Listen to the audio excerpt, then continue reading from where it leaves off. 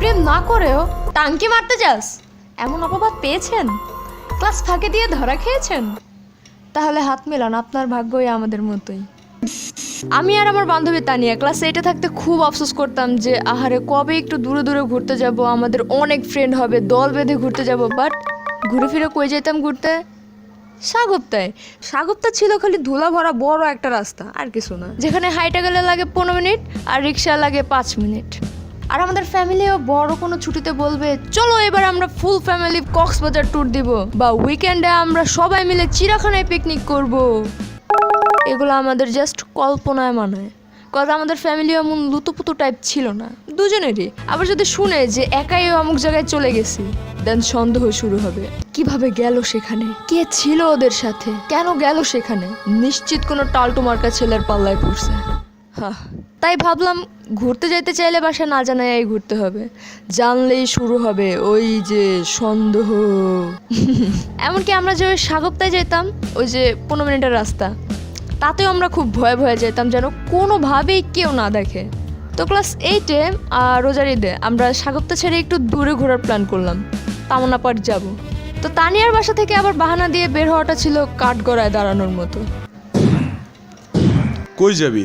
ভাইয়া শ্রাবণীর বাসায়। ওর বাসা কই? ভাইয়া ওর বাসা পাশের লাইনে। এত দূরে? ওর বাসায় কি? ভাইয়া আজকে ঈদ, ওর মা সিমাই খাইতে ডাকছে। কেন এই বাসায় সিমাই রান্ধে না ঈদে? ভাইয়া খাইয়াই আইসা পড়ম। আর তখনই এন্ট্রি হবে আমার। তানিয়া তুই এখনো রেডি হস নাই? মা কখন থেকে বসে আছে তোর জন্য, রেডি হ, জলদি রেডি হ, জলদি রেডি হ। আর থাক বাদ দে, এমনিই বের হ, চল চল চল জলদি ভাগ। তো তখন তামান্না পার্কে বাস ভাড়া ছিল 10 টাকা, বাট 150 টাকা খরচ করে আমরা রিক্সায় গেছিলাম, কজ বাসে ওঠার সাহস ছিল না। এই বয়সে আমরা পড়ালেখা ছাড়া আর কিছুই চিন্তা করতাম না। এইভাবেই প্রথমবার পার্ক থেকে ঘুরে আসি, কোনো রকম ঝামেলা বা ধরা না খেয়ে। এখান থেকে একটু সাহস হয় মনে যে ইয়েস আমরা সফল হয়েছি। ক্লাস 8 শেষ, 9-এ উঠলাম। তখন 9-এ ওঠার পর আমাদের সাথে যোগ হইলো জান্নাত, সে আমাদের থেকে আকারে ডাবল ছিল। ওরে যদি বলি ঘুরতে যাবি, কই যাবি ঘুরতে? অমুক জায়গায়। ও হ্যাপি, মজা হবে। তাহলে শোন আমরা ঠিক 7টায় বের হব, তোরা কিন্তু একদমই লেট করবি না, লেট করে আসলে ঘোরার মজাই নষ্ট হয়ে যায়। ওকে, একদম এক্সাক্ট টাইমে হাজির হবি। ঘুরতে যাওয়ার দিন 12টা বাজে, জান্নাত এখনো আসে নাই। কই তুই?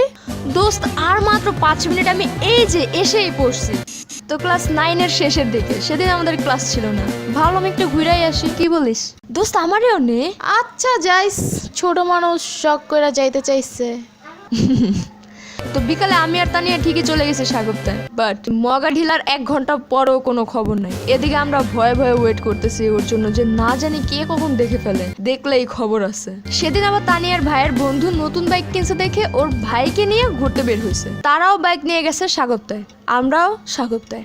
ব্যাস তাই হইলো যা হওয়ার ছিল, তানিয়ার ভাই দেখে ফেলছে। তখন কিছু বলে নাই, বাট সে আমাদের আগে বাসায় এসে আমার আম্মুর সাথে দেখা করে বলছে যে ওরা অনেকক্ষণ ধরে দাঁড়ায় কার জন্য যেন ওয়েট করতেছিল। আন্টি আমার নিজ চোখে দেখা, বারবার বাস স্ট্যান্ডের দিকে তাকাইতেছিল। আমি শিওর ওদের সাথে কোনো না কোনো ছেলে ছিল আন্টি। বাস বাসায় যাওয়ার পর হ্যাপি ভাষণ শুনলাম, পরে আর কি এভাবেই তার ভাই আমাদের ঘোরাঘুরিতে বিশাল একটা বাস দিয়ে দিল। আর তারপর জান্নাত, দোস্ত আমি এসে পড়ছি, তোর আজকে খবর আছে।